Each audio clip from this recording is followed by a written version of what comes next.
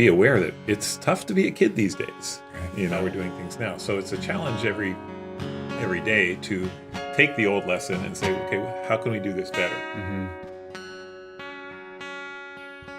Hello everyone and welcome to Inspiring Teachers. This is episode 3 and what a journey it's been so far. If you missed last week, go check out our conversation with Joshua Colley about literature and teaching with passion and teaching with equity. Today we have another very special guest and we're so glad to tell you about it. I'm Danny Hauger along with Tavis Beam. And we're joined by Todd Weinert. Todd, wow, that's a great start. Todd, how are you doing today? It's a tough name to pronounce. I'm doing great. Glad to be here. Thank you very much. I could get Giannis Antetokounmpo, and I couldn't get Todd Weinert. There we go. So thank you so much for joining us. It's a pleasure. I've known you for about half a school year now, and it's been really neat getting to know you. One of the things that I'm appreciating about moving from a small school to a larger school is the lunchroom. Because before, there was nobody in the lunchroom where I came from, and it wasn't a time to communicate and to get to know other teachers and philosophies. And one of the strongest things I felt about my new school since I started is the teaching staff, I feel, is really a quality group of people. And getting to know you kind of early on, doing some teacher improv one night early on, that was the first night I felt really comfortable at the new school. So thank you for being a part of that, and thanks for being here today. Oh, you're very welcome. Glad I could help you. Yeah, absolutely. And speaking about how you came to teaching, I've never asked you your story. So could you let us know, what is your background and how did you come into the teaching profession? Well, I actually have a degree from UC Santa Barbara in computer science and graduated in 1985 when they were just banging rocks together and worked in that field for about 10 or 11 years and enjoyed it immensely. It's challenging and fun, and I got a lot of opportunities to do a lot of travel and meet people. And but at some point, I just realized, I think what happened was there's in the Unix operating system, everyone's going to want to know this, is, finally we get down to it. If you want to remove a file, you just type rm. And if you want to remove all the files, you type rm ***. And I just kind of realized that my entire life's work could be deleted with 5 character strokes. Okay. It could just go away and nobody would really care because they would have moved on to something else. Mm-hmm. Everything I did would have been outdated in 6 months and gone in 2 years. And I thought about some teachers I had and the effect that they had on me and the direction that they put my life on. And I thought, I want to have that kind of lasting imprint. I don't want to have just nothing, at the end of my life that as far as, and I know that we have other things going on in lives other than our work, but I just wanted my work to be part of that. I get that a lot. That tracks a lot with some conversations we had last week with Joshua too, that we're kind of looking for a way to have a bigger impact or a greater meaning. And for me, it was waking up from the fact that baseball, 4-2 Angels, 3-2 Angels, 2-1 A's, repeat next week when they play again 4 more times. And I enjoy baseball. It's a great pastime, but I realized, again, I could be replaced by anyone reading numbers. And when I was doing radio traffic is slow every day from 3 to 7 in downtown Los Angeles. And I was just repeating that cycle. Right. And what if I could inspire someone to get up out of the cycle that they would be projected into and have a greater impact? So I think that's neat. And so you were in the middle of a big development in the computer science industry, right? During times when that was expanding. There was a whole internet.com boom and everything like that. So you could have maybe sidestepped to a different organization or a different role in technology maybe. Was that of interest to you? Or did you, at that point, jump into the course of becoming a teacher? I just kind of decided that I thought teaching would be a great place for me. I worked with youth, and I thought, I'm pretty good at that. And How did you work with children at that point? I worked through our church in the youth group and Sunday school and stuff like that. So I knew a lot of different ages and had worked in that. Not the numbers that you get when you're teaching, but it was a good indication to me that, it's something I would enjoy. Yeah. Was there ever a question of what subject you would teach, or did you know what you wanted to teach right away? Well, my original credential was multi-subject. So I had... me too. I stepped into a second grade class at a private school. Mm-hmm. So little ones, and we had a blast. I was the only second grade teacher, so there was not some competition that I had to be better than some other teacher, and I could do things that they gave me a lot of latitude on what to do.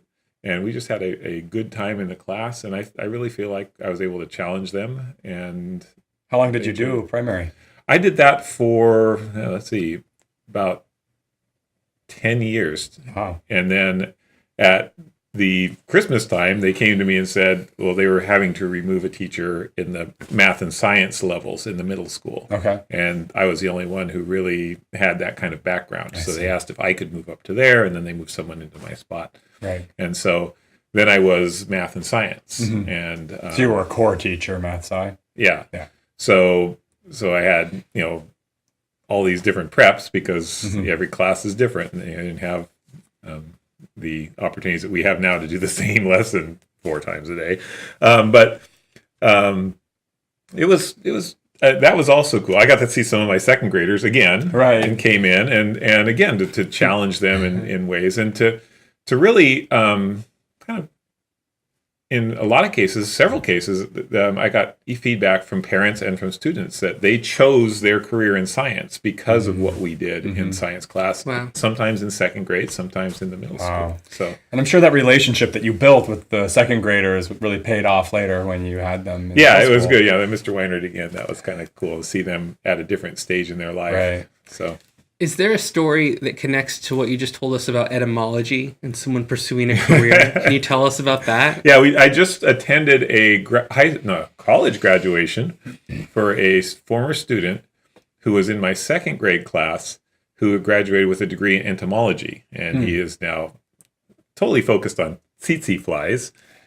That sounds cool. And, and his mom told me that he would come home from school in second grade and say, Mr. Weinert, he'd be teaching class and there'd be a fly in the classroom and it would land on the ceiling. We had low ceilings, and he would just get a fish net and he would just catch that fly and he'd put it into the whatever tank we had that had something that eats flies, and he'd just go on teaching like it was nothing. He would have praying mantises or I don't know, frogs or something in there every year. And so that's really stuck with him, and we would do science and probably to a level that other second grade teachers didn't. And so it really kind of caught with him, and he had decided a career in entomology would be really cool. Oh, wow, that's wonderful. So yeah, he's now working with the Center of Disease Control or someone researching tsetse flies. Wow. Just in case they ever reach this country. That must feel very rewarding for you. It was neat. You I always joke like, I went into science because of you. Oh, I'm sorry. But maybe you'll get one named after you. Yes, fly. The Weinert fly. Oh yeah. It's the Mr. West Nile.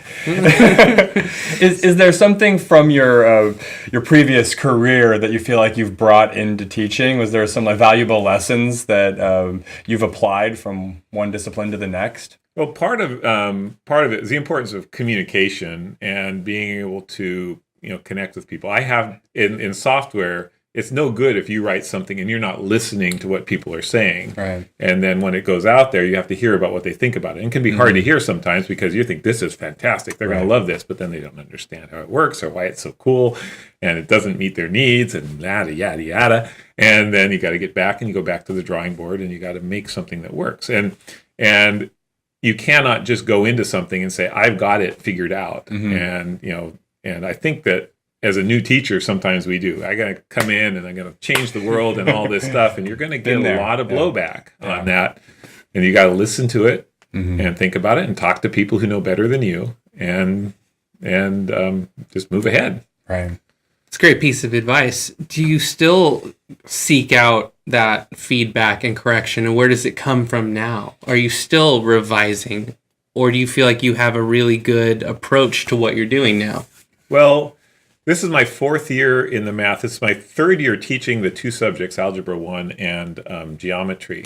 And so coming into this year, I felt like, okay, this will be just a nice click-along year. I have all the lessons, all the PowerPoints, all the homeworks, all is in the computer, and it should be no problem at all. But what's happened is we've got Common Core, and they're really trying to make that change from how we used to do things to how we're doing things now. So it's a challenge every day to take the old lesson and say, okay, how can we do this better? And I can foresee that now happening for the rest of my career, is that when I bring the lesson from last year, don't just throw it in there and do it, but okay, how can I do this better? What happened with it?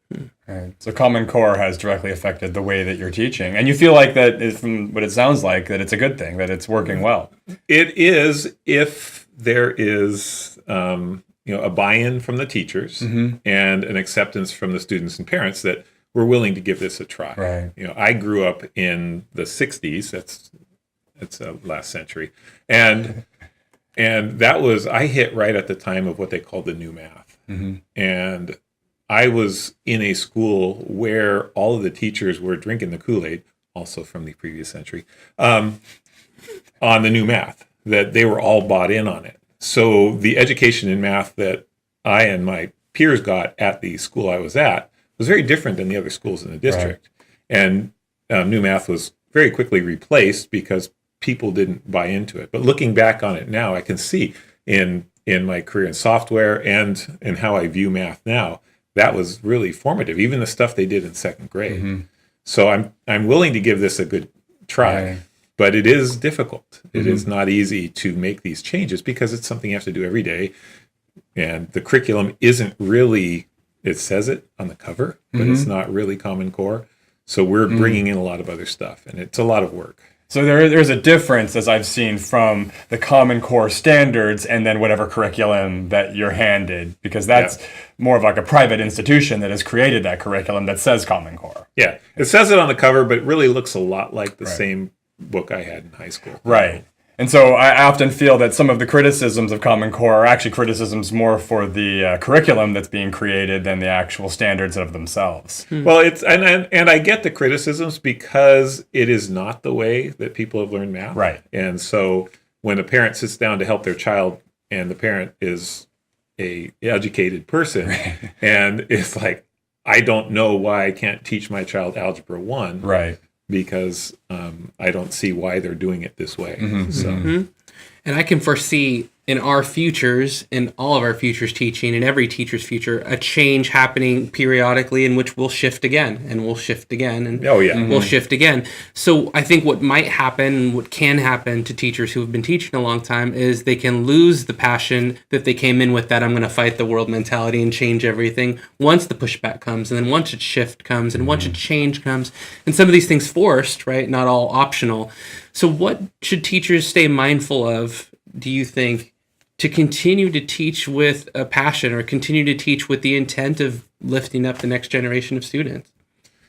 I think you have to, look at the kids, and it can be tough. If I got, 230 kids that I'm seeing every 2 days, it's tough to see them individually because they come in and there's a pile of them in my class, and then they go out, and it's hard to connect there, but it's something that you have to be consciously doing. You have to be intentional about that. It's not just about the curriculum, and I put it out there and they got to get it. And so and just to be aware that it's tough to be a kid these days. I guess it's always been, but it seems tougher now than when I was that age. In what ways do you think? Can you expand on that a little bit? Like, how do you see that shifting over time? Well, if I was in high school and I did something stupid, I wouldn't tell anybody. Nobody would know. But now someone's videoed it, and it's on Snapchat or wherever the kids are meeting, Instagram, and it goes out and everybody knows. And you feel like you have all of these eyes on you all the time. And, maybe they don't realize that it's a very short news cycle in that tomorrow it's going to be someone else's mistake that's going to get put out there. But things feel so permanent to them when it happens to them. So I just don't see how they can deal with that. And they're on their phones so much that they don't see the greater world as much as we would have.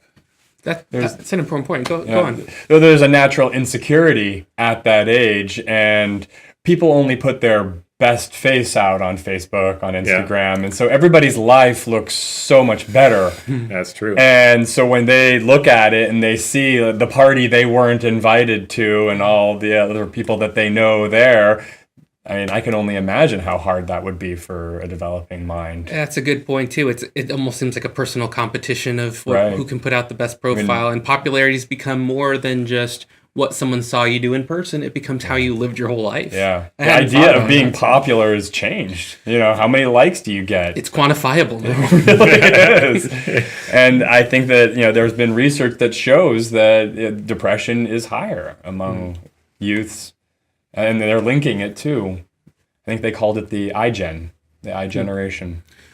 What I'm curious about is, could we look at this question? So if our attention spans in the younger generations has shortened, if we can jump to that conclusion or acknowledgement, when someone comes into your class for the first time and it's math, and when you taught second grade, isn't there this thing where all students think they're still good at things, right? They haven't doubted their art skills yet. Everyone can do anything. But by the time we get to high school, some of us have already determined, for whatever reason, that some people come in with the I'm not good at math, or therefore I don't like math, or I'm not interested in this. How do you work with that? How do you draw them in and make connections and create a desire where it's a good environment for learning?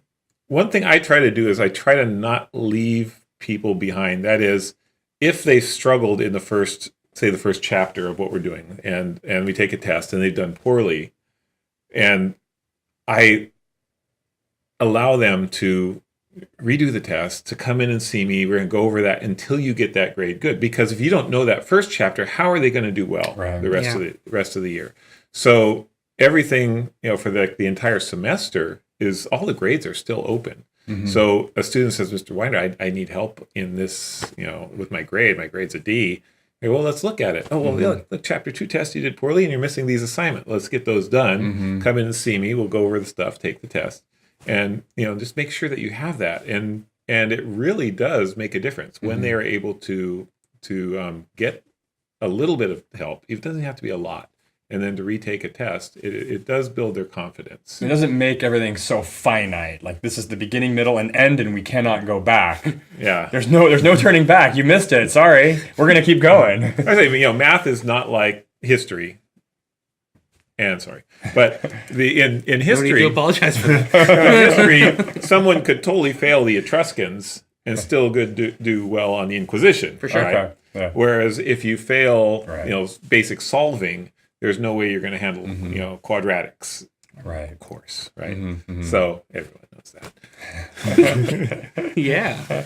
So that whole idea that we're going to make sure that we can get this, we get that, and not everyone does. Some people are so detached that I cannot drag them in, and I can do what I can, but it's really a shift of mindset that we need to teach them. I like to tell my students, because this is my first year teaching wood shop, so I feel like coming from elementary school to wood shop and then years of science and math before that the stakes academically are a little bit lower, right? Because I'm not being scrutinized as much, but I still want to hold them to a certain standard. And so we do math problems and puzzles, and I see kids come in and they see that it's difficult and they'll shut down immediately because they don't want to fail, is my assumption. They don't want to try and fail. And so what I tell them is that it's more important to me that you've engaged with it and failed than if you were to just come in and shut down. It's okay to fail. I use the Adam Savage quote from Mythbusters: failure is always an option. And it really speaks to, teaching woodshop and making, that you can always mess up. You can always start over. And I like that mentality, especially with something like math, where you're going to learn so much by engaging with it and messing up, as long as you get the aha moment and realize, oh, that's where I made my mistake. Yeah. Yeah, I mean, we're called teachers. We're not called graders or punishers or judges. It's by the end of the term is, did they learn this stuff? Right. And that's, if they've learned it, then I've done my job and they've done their job. If they haven't, no matter what grade they got, then I failed. So I knew from early on when I met you, just to shoot in a slightly different direction here, that you had a really a friendly disposition and a funny personality. Do you use that in the classroom? Yeah, we do. I mean, there's sometimes just silly things that I know just to get a groan out of everybody. That's fun. Yeah. that you're going to put this on your Snappy Chat or something like that, and that acting like I'm totally computer illiterate, even though they know I have a degree. Right. I had a teacher who was called it My Face instead of Facebook. My Face. and when we do word problems and things like that, to call out actually the ridiculousness of some of the quote unquote real life situations. They're supposed to bring real life situations into this. Right. But a real life situation is not a seagull picking up a golf ball and dropping it, having it hit on the top of the tree. And you know how tall the tree is and how high the seagull was, but you don't know how long, you know the height of the seagull and how long the ball dropped, but you don't know the height of the tree. Okay. Which, if you think about it, is the only thing you could possibly know about that situation. But that's a real life situation. Right. So we kind of bring those out and expose those to the class and say, this is obviously ridiculous. But then you're challenged to actually find good real life problems. Right. And so. Yeah, I remember the one when I was teaching math. It was, you're in a hot air balloon 100 feet above sea level, and your friend is in a submarine 150 feet below sea level. How far apart are you? It's like practical. But that sounds like something you'd put on Snappy Chat if you could get that. You'd get a lot of interest. I had a kid in class who was she was giving me the variables in a linear equation, which she had said, I just need something that tells me where it hits the y-axis. And it could be anything because we just need to be parallel to this line, any number at all. Mm-hmm. And she said, 2. And I said, really? And it was just a little throwaway thing. But this kid right here laughed for like 10 minutes. Like, I'll never do that one again. That's great. Yeah. Those are precious moments to me. Yeah. I mean, that's the little things that wake you up and like, this is great. What's happening right now is awesome. What is one thing that, as they leave your class at the end of a semester or a year, outside of the curriculum, that you would want them to walk away with from you? You'd feel good if they had learned this. Well, what I would love for them to feel, and really do feel, is that I enjoyed teaching them. That's cool. That's and cool. I enjoyed them. Right. And that I am doing something that I like because I have chosen to do that. And so that's, I think, an important message to the kids, that they're worth me doing this, even though it's just math. And most of them are not going to be using higher level math in their careers. I mean, even though we say, well, yeah, you know. But the ones who choose to or go into those degrees will, or if they're in those fields, the trades and things. But many people don't. But the idea that you can learn this stuff and you can think at this level is important to them.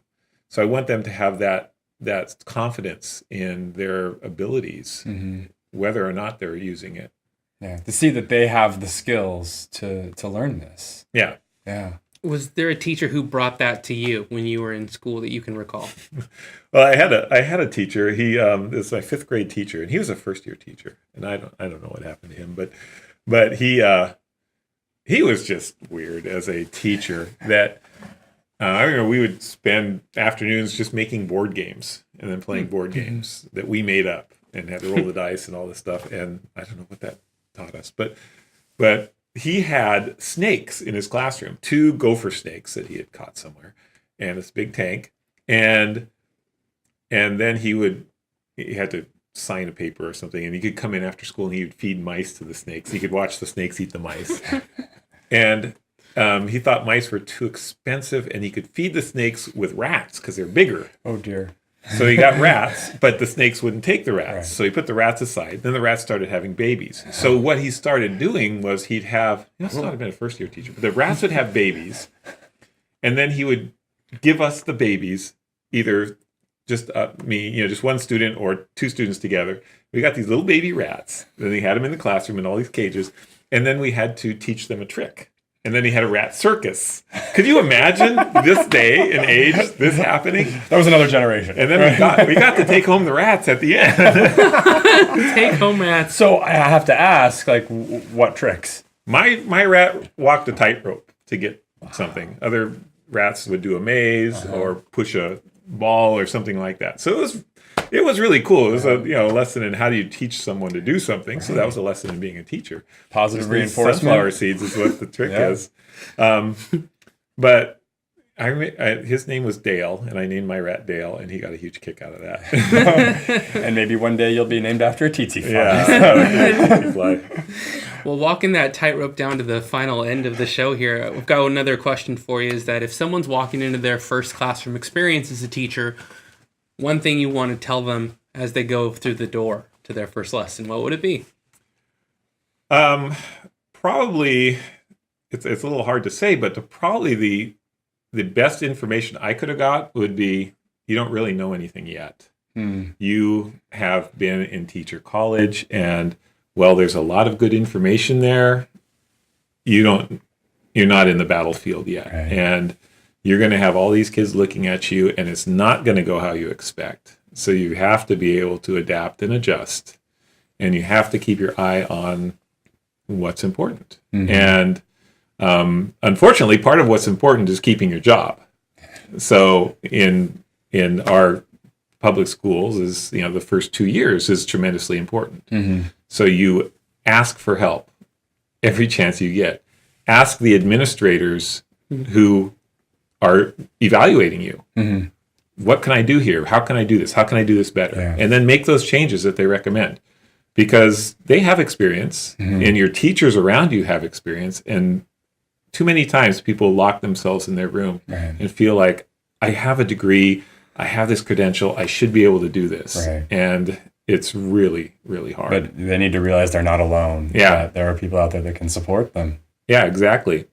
And just be willing to admit that I don't know everything. I certainly don't. So That's fantastic. Yeah. Todd, we're so grateful that you took the time All right, to be with well, us glad I could today. be here. We'll hope you have you back again another time and expand more. I'll be, well, everything I said last time was Hey, it's a rat race out there. So on behalf of Tavis Beam, I'm Danny Hauger, and your homework this week is what's something that you would like support with? Todd mentioned getting help, asking for advice.